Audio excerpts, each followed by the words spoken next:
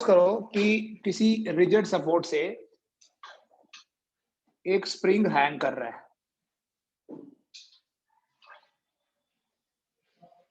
अभी हमने स्प्रिंग के साथ कोई मास अटैच नहीं किया है। Spring is hanging from a support.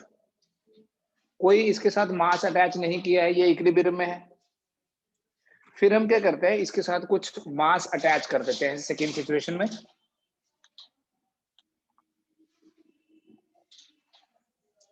और मास अटैच करके we just leave it.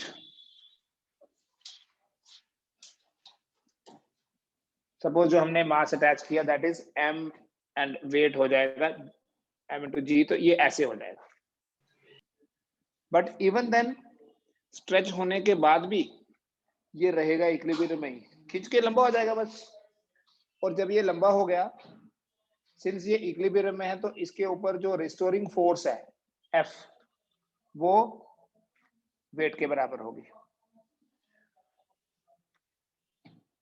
Suppose हमने इस स्प्रिंग को स्ट्रेच किया बाय सम लेंथ L।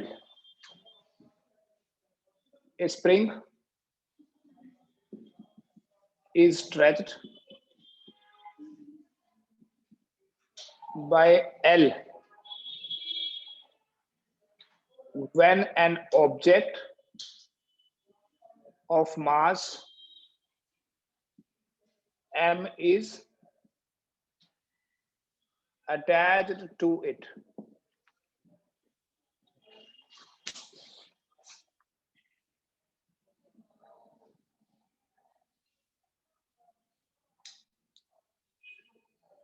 ठीक है, इसकी लेंथ बढ़ गई।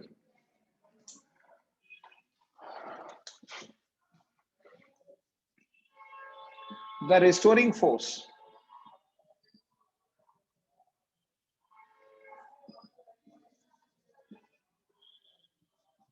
F set up in the spring is F equal to minus kx. What is k here? Here k is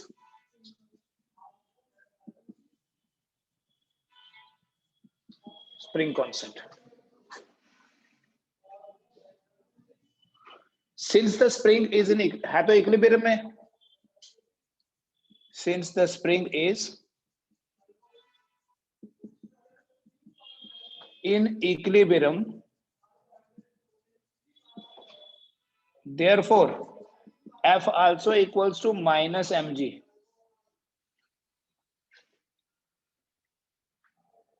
F is also equal to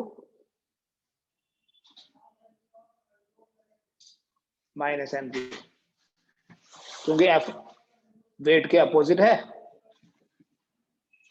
ठीक है, equal and opposite. तो इन दोनों equations को अगर मैं इक्वेट करूं, x नहीं L से हमने स्ट्रेच किया ना, इन दोनों इक्वेशंस को अगर मैं इक्वेट करूं, L is the extension, therefore we write KL equals to m into g. m क्या है? उस ऑब्जेक्ट का मास है जो स्प्रिंग के फ्री एंड पे हमने अटैच किया था स्प्रिंग को स्ट्रेच करने के लिए। ये स्प्रिंग है बेटा, यहां से फिक्स्ड है, वेट अटैच किया, इतना खुल गया। लेकिन सिंस अभी भी इक्विलिब्रियम में है, इसका मतलब जितनी फोर्स ऊपर उतनी नीचे, राइट। हम स्ट्रेच कर रहे हैं नीचे की तरफ, मतलब L नीचे है, रिस्टोरिंग फोर्स ऊपर है, so F is proportional to minus L। ये तो पहले भी देखा हुआ आपने। लेकिन सिंस खींचने के बाद ये है अभी भी इक्विलिब्रियम में, that is why this F will also be equal to mg, but there will be a negative sign also. So इन दोनों इक्वेशंस को इक्वेट करो, KL equal to mg। But अभी यहाँ ऑसिलेशन स्टार्ट नहीं हुई, अभी ऑसिलेशन स्टार्ट करनी है। मुझे एक ऑब्जेक्ट चाहिए जिसका कुछ मास, वो देना बोतल ज्यादा है, भरा हुआ।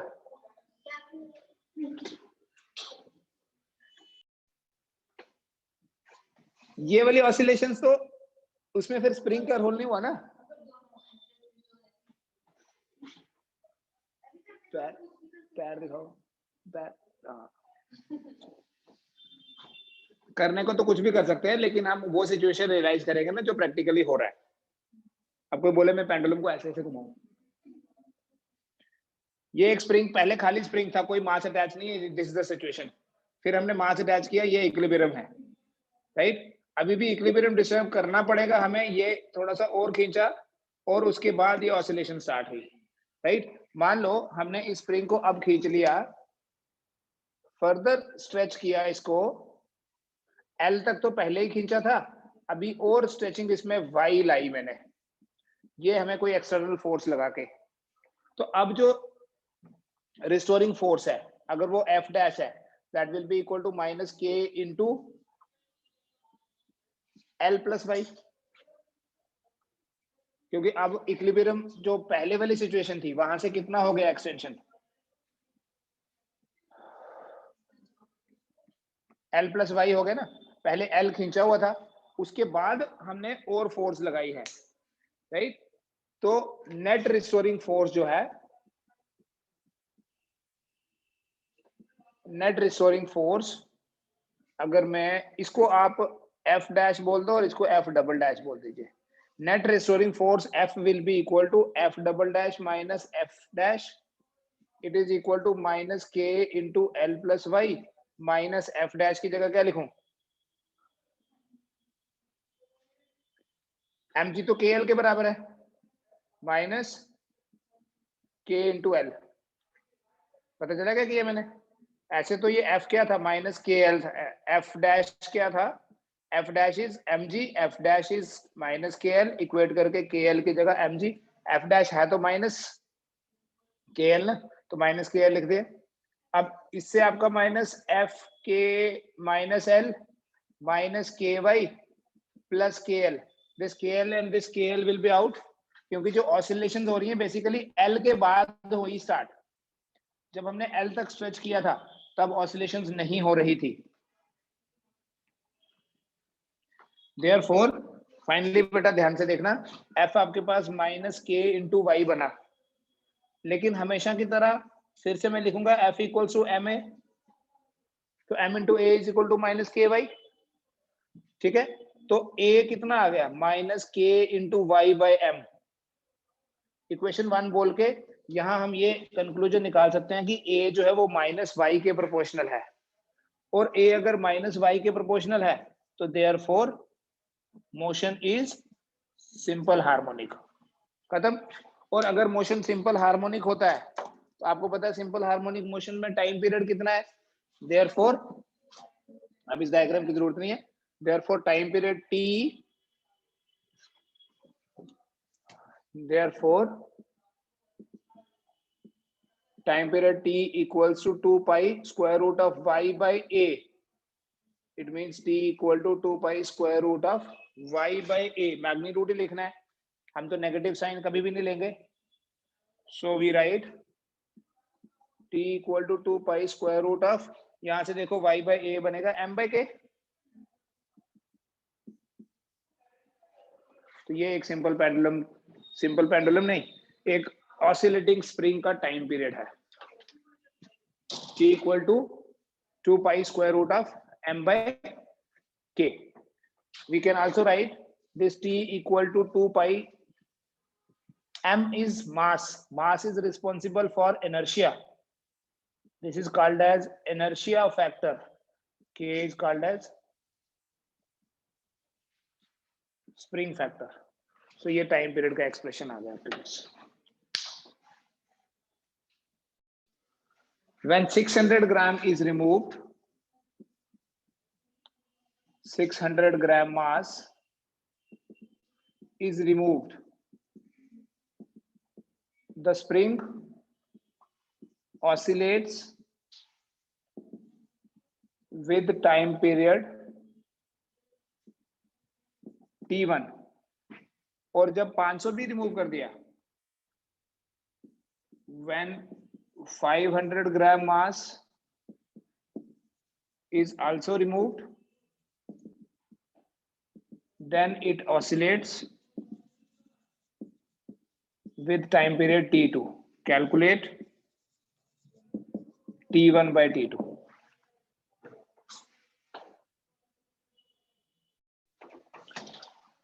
देखिए जब 600 मास को रिमूव कर दिया तो कितना मास बच गया? तो टाइम पीरियड का अभी हमने फॉर्मूला डिराइव किया, it is equal to 2 pi square root of m by k। So T1 is directly proportional to root of 900 na 32। T2 is proportional to, this is removed, we are left with 400 only। 900 का square root हो गया 30, 400 का हो गया 20। So what is T1 by T2? 3/2। ठीक है, ऐसे और क्वेश्चंस आप चेक करें, आपकी असाइनमेंट में होंगे, आप वहां से आप कर सकते हैं। दूसरा हम बात करेंगे बेटा कॉम्बिनेशन ऑफ स्प्रिंग्स की, कि स्प्रिंग कांस्टेंट का फिजिकल सेंस में मतलब क्या है। Combination of springs,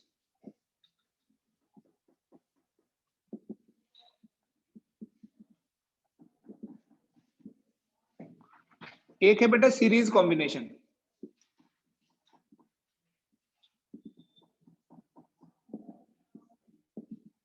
series combination में क्या होता है, एक स्प्रिंग,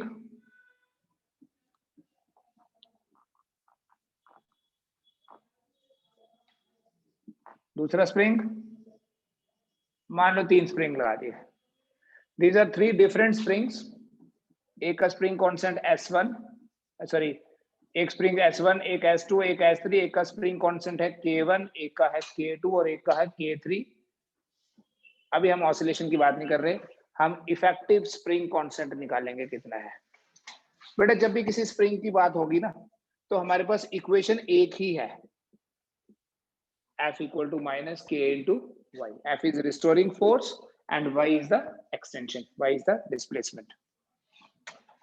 अब जब हमने 3 स्प्रिंग्स को सीरीज में लगाया है, यहां हम वेट अटैच कर रहे हैं बेटा, मास अटैच कर रहे हैं, mg वेट हो गया उसका, तो रिस्टोरिंग फोर्स जो है वो सेम होगी फॉर ऑल द स्प्रिंग्स, सभी के ऊपर, क्योंकि इस फोर्स का डाइवर्जन नहीं हो रहा, कोई दूसरा स्प्रिंग नहीं है और दूसरा कोई पाथ नहीं है। इट इज लाइक करंट ऐसे फ्लो करेगी, राइट। इन सीरीज कॉम्बिनेशन देखो 3 चीजें आपके पास, F, K and Y। K हमने डिफरेंट ले लिया, K हमने डिफरेंट लिया, F सेम होगा सीरीज में, K डिफरेंट, तो Y भी तो डिफरेंट होगा। ठीक है, in series combination the restoring force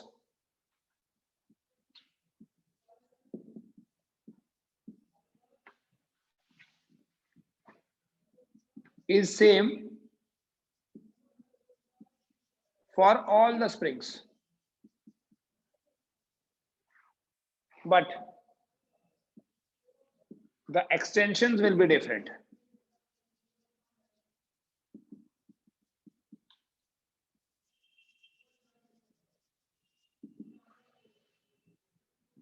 Restoring force is same for all the springs, but the extensions will be different। For S1, F equals to minus K1 Y1। For S2, F equals to minus K2 Y2। And for S3, F equal to minus K3 Y3। ठीक है, product same तभी रहेगा अगर एक चीज different है तो दूसरी भी डिफरेंट होनी पड़ेगी। यहां से बेटा Y1 कितना निकला, माइनस F बाई K1। यहां से Y2 कितना निकला, और यहां से Y3 कितना निकला।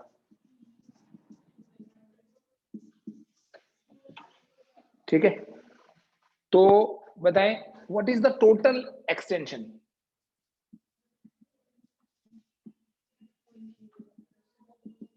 अगर मैं y से रिप्रेजेंट कर लूं, it will B minus F by K1 minus F by K2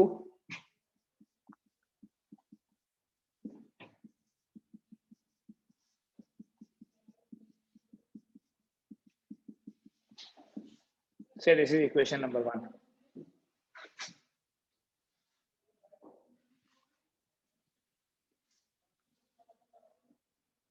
ठीक है, तीनों को ऐड करके। अब देखो, जैसे आप 10th में पढ़ते हैं, दो रेजिस्टर को कंबाइन किया सीरीज में, पैरेलल में, बना तो रेजिस्टेंस है ना। तो इन तीनों स्प्रिंग्स का कॉम्बिनेशन एक स्प्रिंग बनेगा ऑफ वॉट एवर लेंथ। इस स्प्रिंग का इफेक्टिव स्प्रिंग कांस्टेंट या इन तीनों स्प्रिंग्स का इक्विवेलेंट स्प्रिंग कांस्टेंट अगर के एस है एज पर series, if the equivalent spring constant of the combination is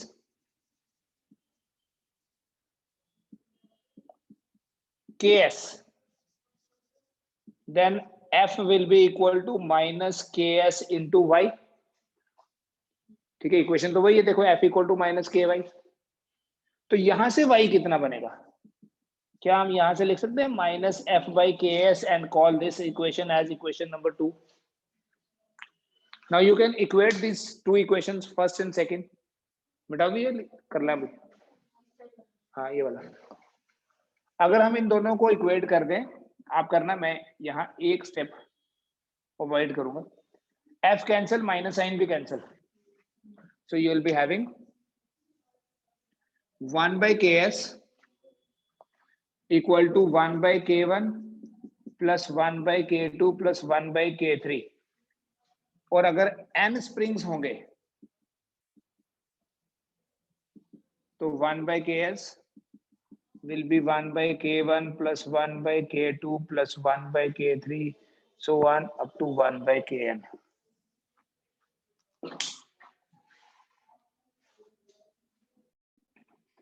बेटा अगर स्प्रिंग को पैरेलल में लगाएंगे और एक्सटेंशन अगर होगी, देखो बाई चांस ये दोनों स्प्रिंग सेम है, अगर ये डिफरेंट भी होते, एक्सटेंशन दोनों में बराबर होगी। अब सपोज करो कि ये स्टील का है और ये रबर का है, दोनों में एक्सटेंशन बराबर हो रही है, इसका मतलब दोनों को फोर्स डिफरेंट मिल रही होगी, तभी एक्सटेंशन बराबर होगी। अब इसको डायग्रामेटिकली समझना, दोनों की बराबर होगी, हाँ, उसको कम फोर्स मिलेगी, उसको ज्यादा फोर्स मिलेगी, रबर को कम फोर्स। अगर दोनों को फोर्स बराबर मिले तो रबर ज्यादा एक्सटेंड हो जाएगा, लेकिन एक्सटेंशन पैरेलल में सेम होती है। इसका मतलब यह है कि अगर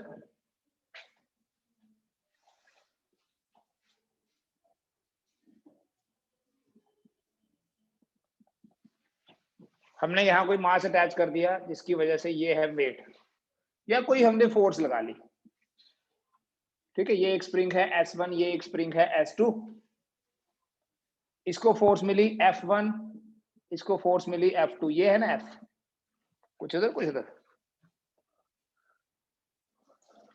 in parallel combination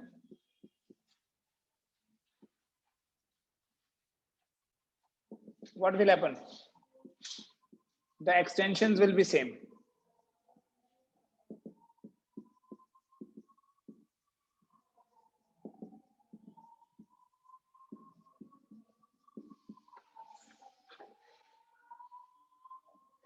Restoring forces will be different.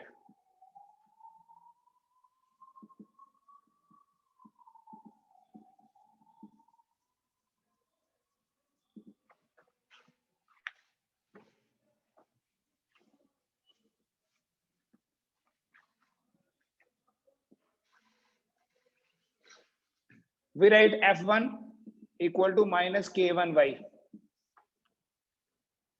F2 equal to minus K2y। तो नेट रिस्टोरिंग फोर्स क्या हुई?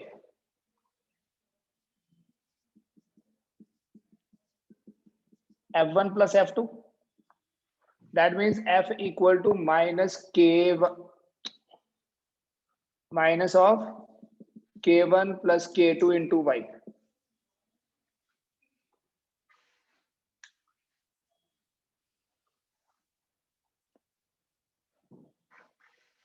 सेम तरीके से देखो, अगर इन दोनों का इक्विवेलेंट स्प्रिंग कांस्टेंट Kp है,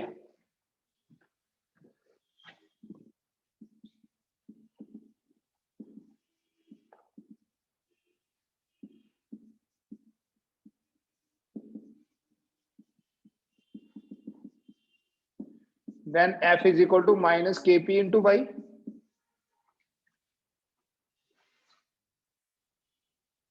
तो अब इक्वेट कर लो, आपके पास एक पैरेलल कॉम्बिनेशन के लिए भी फॉर्मूला बन गया। Kp equals to K1 plus K2, 3 होंगे तो प्लस K3, n होंगे तो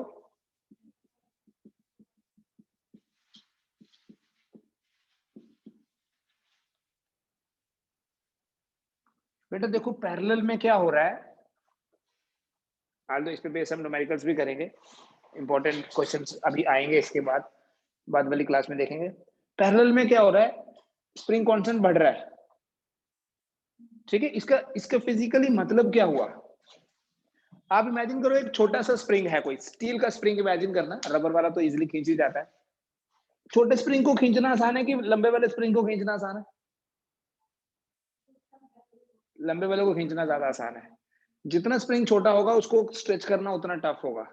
इसका मतलब है जितना स्प्रिंग छोटा होगा उसका स्प्रिंग कांस्टेंट उतना ज्यादा होगा।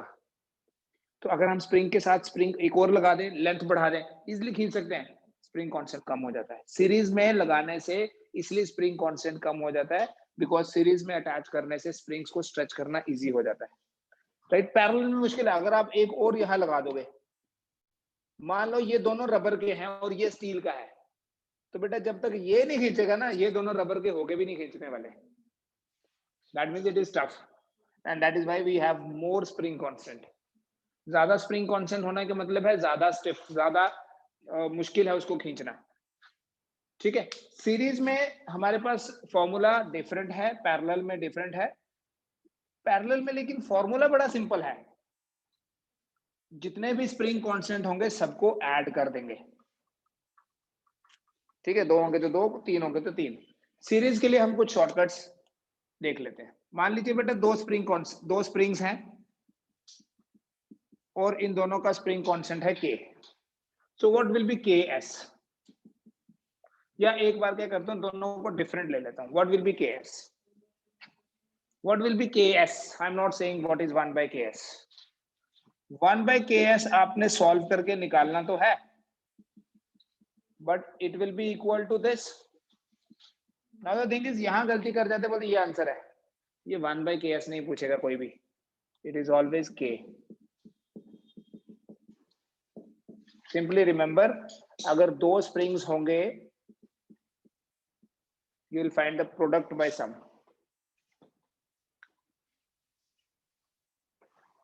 Ks is equal to K1 into K2 divided by K1 plus K3। फिर अगर इन दोनों का स्प्रिंग कांस्टेंट बराबर हुआ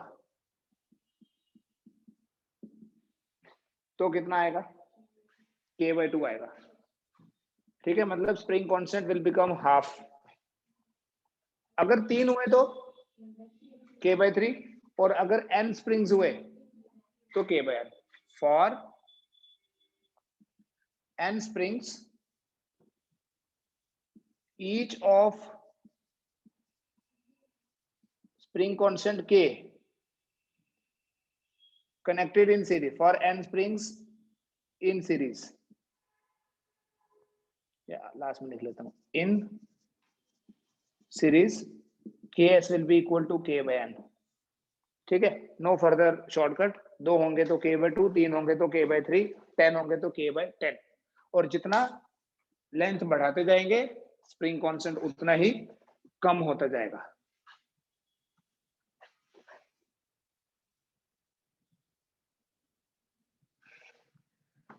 रिवर्स भी है, लेंथ बढ़ाते जाएंगे स्प्रिंग कांस्टेंट कम होगा, लेंथ कम करेंगे स्प्रिंग कांस्टेंट बढ़ेगा। एक क्वेश्चन दे रहा हूं,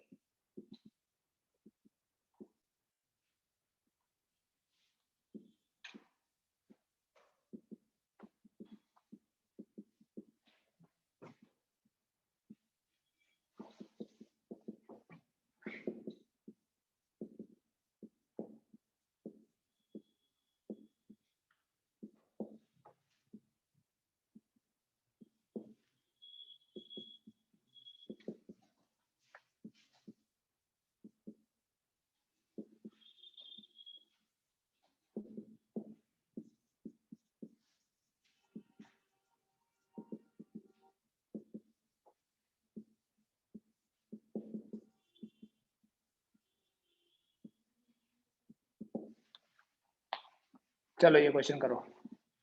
A spring having spring constant K is cut into 3 equal parts, and all these 3 parts are then connected in parallel. What is the equivalent spring constant? Parallel में connect करने के बाद देखो ये हमारे पास एक स्प्रिंग है, इस एक स्प्रिंग को 3 इक्वल पार्ट्स में कट किया।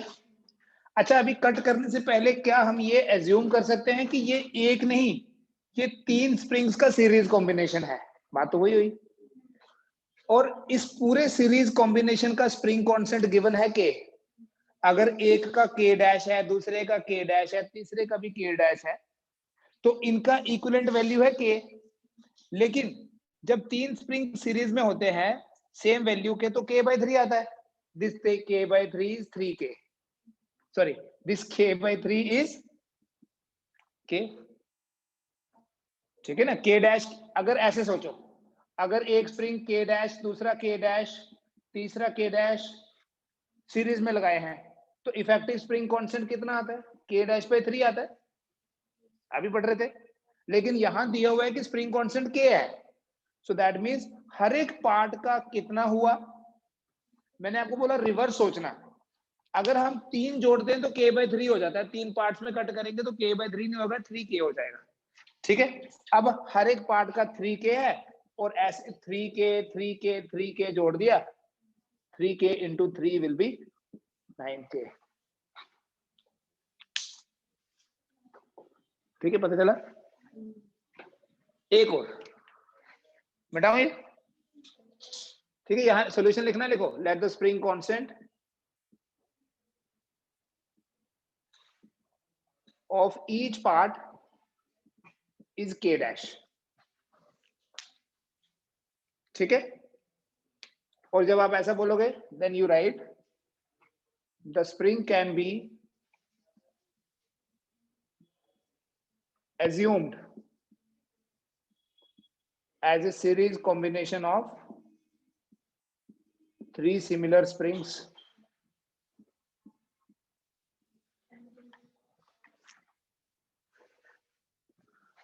नेक्स्ट क्वेश्चन ये है कि इक्वल पार्ट्स में नहीं कट किया,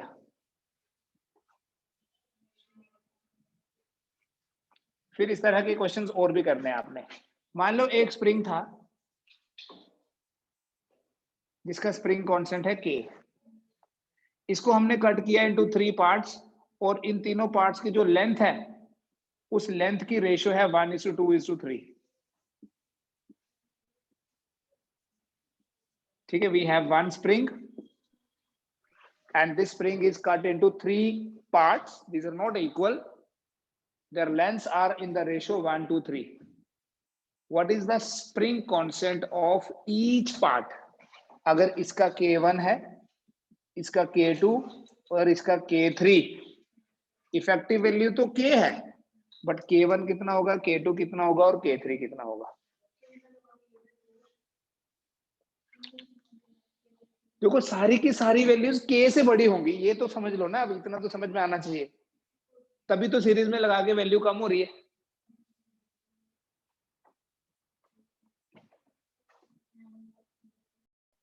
एज्यूम करो कि इसकी टोटल लेंथ जो है, लेंथ टोटल लेंथ है 3 2 5 और 1 6 6l, तो इस फर्स्ट पोर्शन की लेंथ कितनी हुई l, सेकंड पोर्शन की लेंथ कितनी हुई 2l, और थर्ड पोर्शन की लेंथ कितनी हुई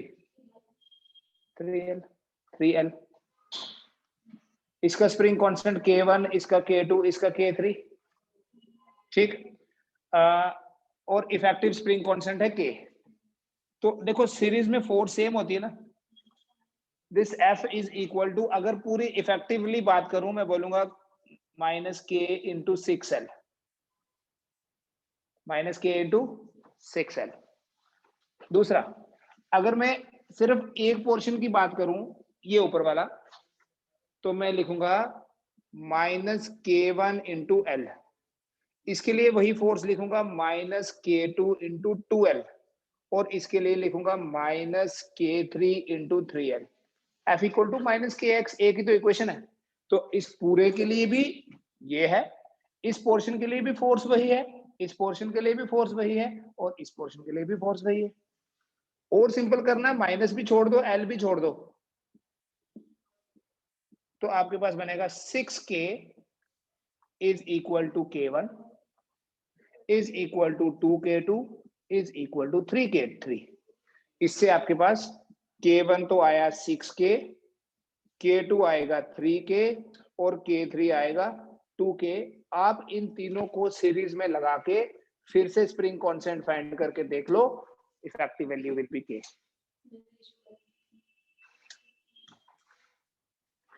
ठीक है, इतना करो। इससे रिलेटेड और कर रहा हूं क्वेश्चंस, थोड़े असाइनमेंट से भी करो, अब स्प्रिंग वाले सारे हो जाएंगे।